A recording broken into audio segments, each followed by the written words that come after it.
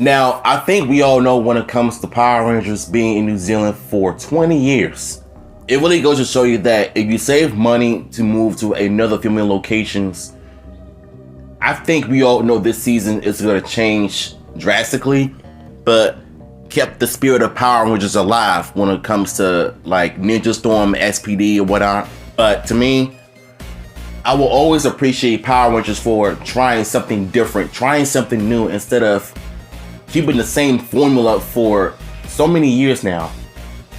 But it really goes to show you that sometimes when you know your old product is getting stale, it's time to switch up. And I think that's what Power Rangers did back in '02 when they moved to New Zealand. Because that was pretty much like a game changer in terms of saving money for production, but being creative and original at the same time while adapting same time. You know what I'm saying? So, created by Saban, the show was launched in 1993 with Mighty Morphin Power Rangers and became a popular after-school staple.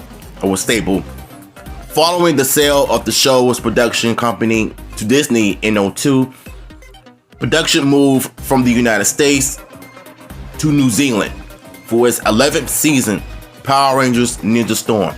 It has been filmed in Auckland, New Zealand, and around New Zealand ever since. Auckland has provided a range of striking landscapes and diverse environments to bring the fictional world of Power Rangers to life. The production team has made use of Auckland's urban areas, forests, beaches, and other natural settings to create the distant worlds for each season of the show. This has provided visually appealing backdrops for action sequences and contributed to production cost savings. You know, it really goes to show you that when it comes to New Zealand, they know how to create action scenes in terms of fight scenes and all of that. Look at Power Rangers right now compared to how it used to be back then. Became a phenomenon in terms of the story, merchandising. Of course, you gotta have toys because Power Rangers is a toy commercial after all. But to me, New Zealand is known for creating drone shots and beautiful locations. And especially if you film the beach scenes. Dude, when 2010s came around with Dino Charge and Megaforce, even though I hate that season and it's one of the worst seasons ever. The beach scenes have always looked nice. Because I remember Hector David Jr. said one time during their first panel, I think around 2011, and when they was talking about New Zealand being like the top 5 beaches out there, if you're looking at the magazines and stuff, that's literally what I'm getting that vibe from. Every time I look at New Zealand, I think of Power Rangers. And I remember one time, it was a TV show called The Biggest Loser when they went to New Zealand, and I see hundreds of locations that made me think of Power Rangers. Power Rangers has been a significant production for Auckland's talented cast and crew for more than 20 years, providing a major boost to our region's global reputation for fast turnaround television's expertise and playing an important part in giving local actors an opportunity to showcase their talents to international audiences. Amongst the household names who have appeared on the show, either in person or by providing vocals. I think they're talking about the cast and actors who live in New Zealand that are incredibly gifted singers and actors and actresses and martial artists that have been on the show for years. So I'm not even going to say their names because I stutter when I do that because I'm not good at pronouncing their last names right. Some I can get right, but some I can't. But you get the point. Power Rangers has also provided great career development opportunities for local crew, growing their expertise, helping Auckland land in important international productions, developing local IP, and taking our talents to the world. And that's exactly what they did, starting with Ninja Storm. Because when Ninja Storm came out in 2003, I noticed the acting was really different than Saban's acting. Like, if you look at Mighty Morphin Power Rangers, you got some good actors and some good moments though, but 95% of the show was just cheese. Even though it's the right kind of cheese, there is nostalgia kind of cheese. But in New Zealand, they completely changed all of that. There were some filler episodes and it was kind of cheesy, but I feel like they made it look work and it made it look easy and it made it look different. You know, and the martial arts fight scenes have upped their game. You know what I'm saying? Local directors who have showcased their skills on the show, including, I'm not gonna say their names either. Training programs have offered a valuable training ground for talented actors to grow their skills in professional environments. As the show production looks to evolve for the future seasons, Auckland celebrates an incredible 21 year of supporting Power Rangers and the indelible mark it has left on our local industry. With the release of Power Rangers Cosmic Fury, the show sees popular Mighty Morphin Power Rangers cast member David Yost return to the series as his original character Billy Cranston. Simon Bennett serves as executive producer of his last banger of a show. When I did my review of Cosmic Fury a few days ago, when it came out last Friday, I binge watched the whole thing. And I was gonna do like episode reviews of it, but due to the storage on my phone, I wasn't able to do it on time. But I managed to just finish watching the show by myself and did my review of it. Go check it out, it's out there. I'll put a link in the description so you guys can check it out. But the show itself completely has potential of what future seasons or the genre and towards a reboot could look like without Sentai. And it looked pretty good for the most part.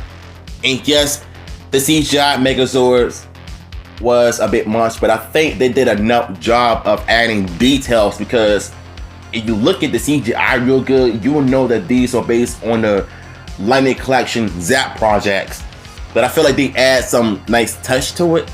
But I think if you have a higher budget, it can work. So I'm not gonna overreact like the toxic people on Twitter are doing all the time when they see something, one bad thing happen, and they automatically get upset over some small stuff. Like, I'm not one of those people though. Alongside Power Rangers Cosmic Fury, the series celebrates its 30th anniversary with the release of Mighty Morphin Power Rangers Once and Always, a special streaming exclusively on Netflix and available now. Mind you, the Once and Always, I did a reaction a while back. I was excited about it because I grew up with Mighty Morphin, but I feel like even though a lot of people don't realize what's going on, what went on, what happened behind the scenes with Amy Jo Johnson not coming back because of personal reasons. ASJ couldn't get to New Zealand because of money issues, and JDF, rest in peace to him, didn't want to do Power Rangers anymore because he wanted to focus on Legends of the White Dragon. So they could only use Steve Cardenas and Heather Sutherland, Johnny Young Bosch, and Karen Ashley. Not Karen Ashley. Yeah, Karen Ashley. Those who were available for the 30th anniversary. Thankfully, you got Walter Jones, Davey Yost, and newcomer Charlie Kirsch as men came into the picture. Everybody was complaining about the special. Oh, it lacked the original 6 because Amy Jo Johnson, ASJ, Jason David Frank Lewis in there. Like, what were you people expecting? Like, if you understand the industry, the business, you need to understand how the business work. If something goes wrong with current actors, bring in new actors, then you have to try something different and get the characters involved and develop those characters. Get that rant out of the way, because I feel like there's so many people toxic fans out there that are still bitching and complaining about Kimberly, Jason, and Tommy not being in Once and Always when you literally just see them in the beginning of the special. Stop the cap. 2025 rolling around. I think it's safe to say that the Jonathan and Twizzle project is going to end up being a game changer because they're moving away from the Sentai, and I can see why Simon Ben and them wanted to move away from the Sentai instead of asking Toei to buy the rubber suits and costumes from Japan to America to match the Sentai footage, but tell a different, darker story. You know, I think what you can do is be more creative with your costumes and put more money in the budget on the CGI Zords. Not unless you have somebody can do a 3D print of the Zords, you know, and have the guy in the costume and fight these monsters like you did with Mighty Morphin Season 3, Lost Galaxy, and Lightspeed Rescue. If you do that with the Jonathan and Twizzle project, I think things are going to end up looking much, much different. You know, and bringing somebody like Travis Knight, you know, the guy from Bumblebee, if you bring him on to the Power Rangers project, I think the Zords are going to end up looking 10 times better and make the Zords bigger, not small this time, because I think Hollywood has a history of creating, they have a bad history of creating like CGI robots, but making them more smaller instead of bigger. I mean, I think what they should do is follow the Sentai and watch Sentai. Watch how they create a guy in a costume. Because if you look at MEPR, the movie, they made the Zords small, which is my biggest turnoff. But I think the Turbo movie, even though I hate that film and it's not good, they got it right. It wasn't small, but they made it big. The 2017 Power Rangers movie, it didn't look right either.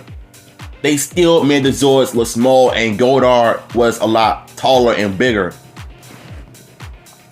That is literally the one thing I do not understand about Hollywood, is they having a hard time making these characters bigger. What is wrong with making a T-Rex bigger than his opponent? So hopefully with Jonathan and Twizzle watches the Sentai, watch Mighty Morphin Power Rangers or whatever, he can somehow make the T-Rex Zord a much taller than when he was fighting, like whenever he's fighting like monsters and Goldar or whatever. Just take some elements from the past, fix it, and make it better. So I just want to get that opinion out of there. But yeah, 20 plus years in Auckland, New Zealand. Thank y'all for giving us good and bad seasons, you know, but it's still a milestone to celebrate 30 years of Power Rangers. What an accomplishment and what an achievement. So link to the article will be down below, and I'm gonna catch y'all.